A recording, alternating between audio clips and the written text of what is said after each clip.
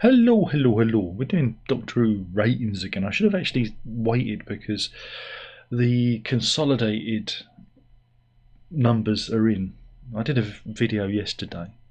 Somebody said I was doing it for clicks, I was doing it for views, but no, I think it's the first time I've ever done a response to the ratings of Doctor Who, and I only did that because it was the lowest ratings ever in the series show's lifetime, and so I thought I'd make a comment on it. And the ratings have steadily got worse over the years, and there are many reasons behind it.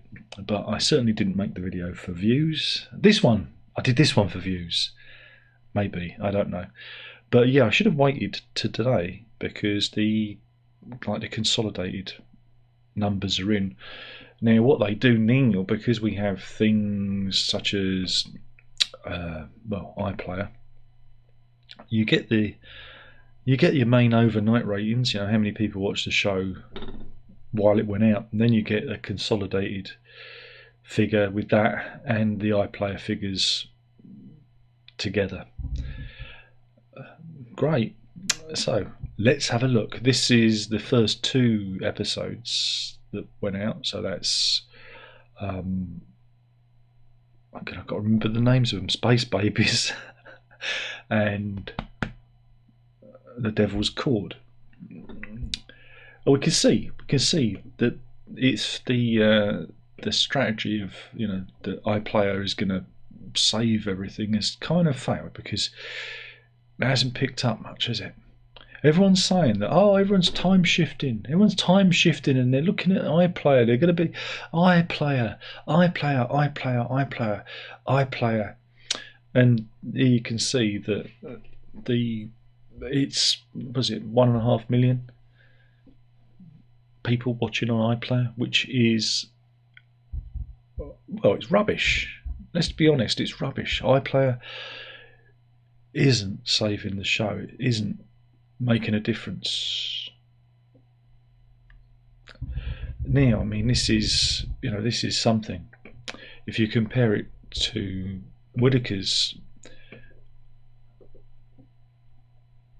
seasons back in 2021, 2022, this is including her last shows, we can see that they were pulling in roughly the same on Iplayer.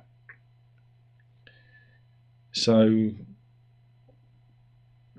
the audience has gone. The audience has disappeared.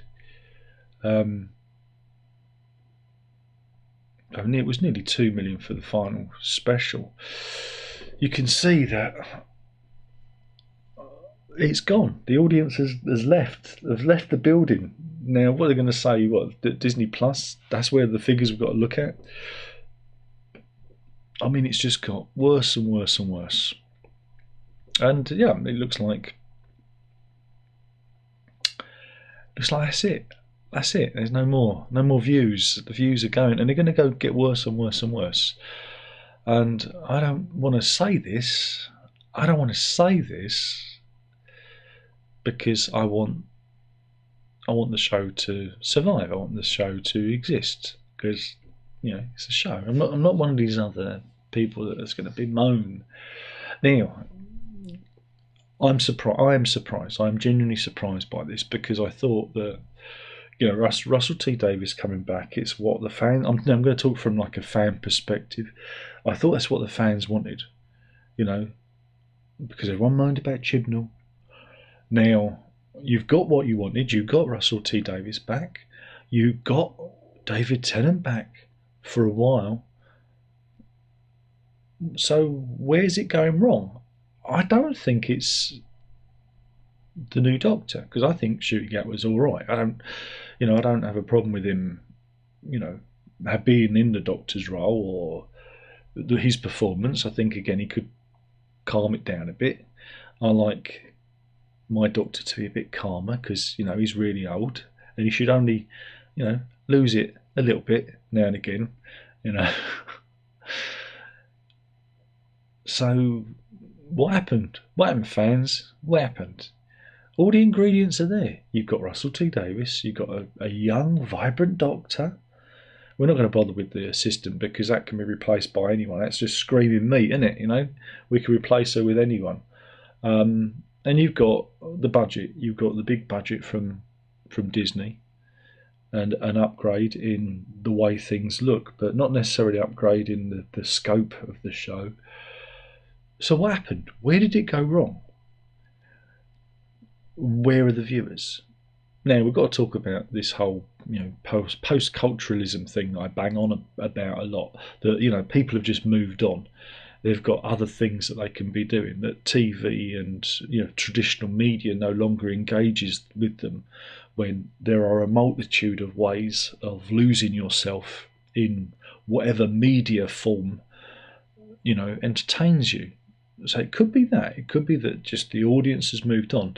Now, it could be that they are time shifting, but time shifting in a way that is almost unquantifiable. We'd have to come back, 2 years later to see, what the kind of audience the show got, which is, it's not a good way of quantifying the success or failure of a show. Now, the guy who said I was doing it for clicks mentioned that on BBC, Doctor Who was the 4th most watched programme on a Saturday night. That's not saying much when there are maybe 3 other shows on Saturday night, so it's the least favourite if you look at it that angle. But to use that terrible worn out old adage, in the land of the blind the one-eyed man is king, just because you're 4th doesn't mean you've got all the view. Where are all the viewers gone? Because again, I come from a time where Saturday night TV, primetime television, garnered millions and millions and millions of views. Again, your average soap opera could pull in 18 million viewers. Those times have long gone. Again, this is because there are many things out there to entertain. Now, who is this audience? This is the more interesting thing. Who is this audience that the show is appealing to? Who is this? Who is this 2.4 million or 2 million? Who is that? Is that just families sitting down together? Is it the last gasp of traditionalism? Is it old folk? Because I watched it twice. They get two views out of me because I watch it on Iplayer, and then I watch it again with my kids. So that's what's the curious thing. That's what we need to be asking: is who is this audience? Is it the diehards? The old farts who won't let go? I'd like to know the demographic of who is actually watching the show. Is it the young folks? Are they falling into the Iplayer scene?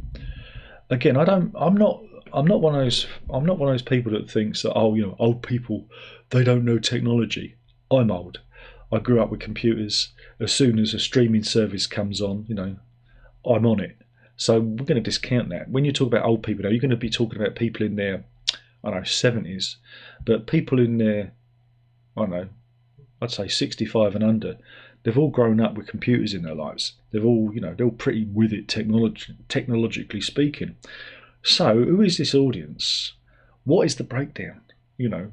Is this new Doctor Who appealing to this younger audience? It isn't. And this is what I say when I say that Doctor Who and Disney and Marvel and whatever, because they often do their creative endeavours via committee, it appears that they are making programming for an audience that doesn't exist, right? Because you have to have the message. That's fine. Messages are fine. It's how you present the message. Sometimes the message is on the nose. Best messages are subtle, I believe. And at the heart of it is a good story that many want to tune into and many want to experience. And we're moving away from that now. And I don't know if that is because the likes of TikTok and short form media has completely unpicked the younger brain, and they just do not have any interest in long form media. or if people are just tired of everything, and maybe they're just watching their old, in this instance, their old VHS copies of John Pertwee on a Saturday night instead. That's what I find curious about this, is that the audience just seems to have evaporated, even when you factor Iplayer into it. Now, I don't believe that it's all Russell T Davies's fault, because despite my reservations about the show, I still think that there is, it's got story beats. There's something in there for all sorts of people. I just don't enjoy all the baggage that comes with it, i.e. Russell T Davies himself. And the good thing about Chibnall, when he was in charge, is he didn't really talk about what was going on. He just got on with it. You didn't hear him saying, well, I'm doing it this way, and if you don't like it, he just got on with it. Like we used to have in the 80s. We didn't know what the showrunner thought.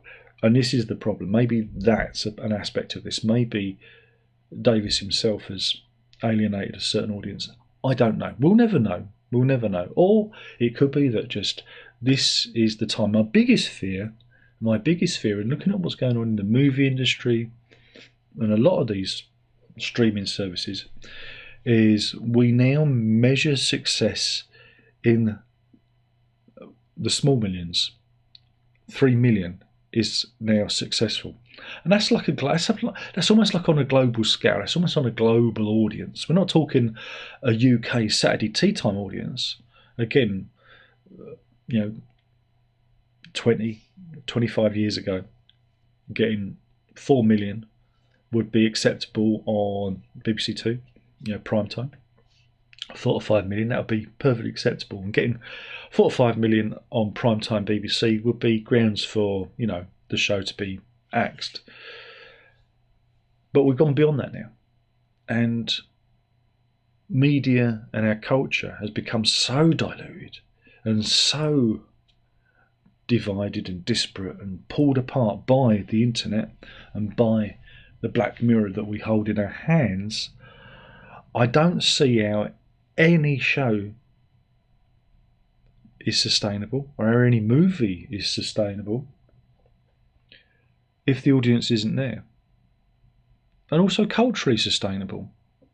Does this mean that there is not going to be any more franchises? You see them desperately trying to revive Star Wars over and over again. Yeah, they bring out their TV shows. You've got The Mandalorian, you've got, Boba Fett, we don't talk about that one. You've got, Obi-Wan Kenobi, Ahsoka, and they're all right in a kind of, Buck Rogers in the 25th century Saturday night TV serial kind of way. You remember that? I used to love that. They're all right. They're okay. But none of them, only Baby Grogu, has had any cultural impact.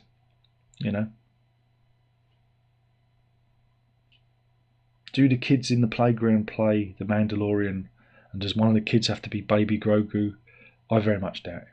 And this is what we're talking about, the cultural impact of these things. Again, the big hit this summer is going to be Deadpool versus Wolverine, but that's because you've got two big names, star power, Ryan Reynolds and Hugh Jackman, coming together in the ultimate fan service. It's going to do well, the same way as Barbie did well, or the Mario movie did well. We can have these certain films, but now it's just one movie in the summer. One movie, one hit. And is that sustainable? Is that sustainable? I do not know. But looking at this, what's happening with TV, looking at what's happening in cinema, it's kind of worrying. It really is. It's kind of worrying that we're going to see all this kind of scaling back. You could see a future where all these streaming services merge. They start being merged together because people just go, I don't need all this media. We're lucky in the UK because we do have the BBC for its sins, for its expensive sins. Again, I pay how much it is now, £160 a year for a service I very rarely watch. I watch literally a handful of shows a week on it.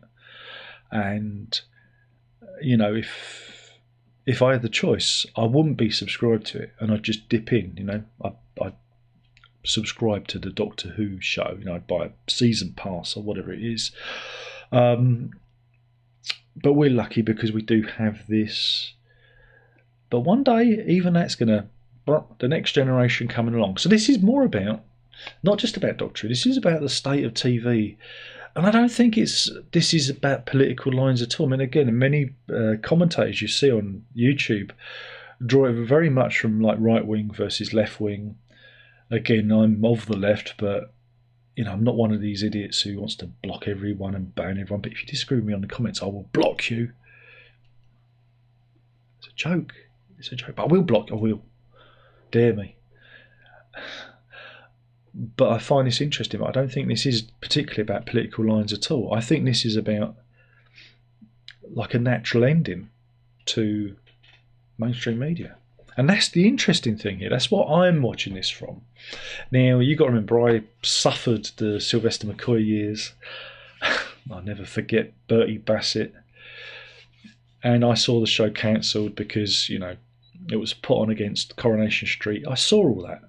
I understand what TV was and is. And, you know, maybe, you know, again, Russell T Davies has said in an interview, he'd always make sure it will survive. And I commend him for that. But how? How will it survive? Will it be sold off to Disney? Who knows? That's the thing. How long can any of this sustain itself? That's what we should be really talking about. Because even if, like I said previously, even if, I know, Stephen Moffat came back or whoever, they merged Davis and Moffat together in a sort of, you know, fly amalgam. You know the fly.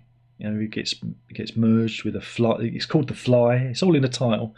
Imagine they spliced them together, right? And they created the ultimate Doctor Who TV series. It had all your favourite bits, and it didn't bash you over the head with all the politics. It did it subtly, like they used to do in the 70s and the 80s. Imagine that, and I don't know, imagine to revitalise Tom Baker, young Tom Baker. I still think we'd be in the same position, because I don't think people are that enamoured by mainstream culture. That's why whenever you go into your local shop, ye old shoppy, you got all those pop figures stacked to the ceiling. That's what's going to end the world. That's what's going to end the world. Unsold pop figures, all that plastic. Forget microplastics in testicles. It's going to be dolphins choking on unsold vinyl pop figures. And I think we'll leave it there. So there we go. Pop culture is dead. It's all over, and it's all Russell T Davies's fault. That is what the right wingers would be saying. I'm not saying that. I'm being a bit more diplomatic. I'm just saying it's worrying for the whole thing. And this is why a lot of the streaming services, you know, your Marvels and your Disneys, same people, your Apples, your Netflixes, they're very cagey about actual viewing figures. And when they do give, when they do say, they'll say viewing hours. So that doesn't tell you anything. What do you think? Like and subscribe and leave a comment below. And that's it. Thank you for watching. I've gone on far too long. Ta-ta.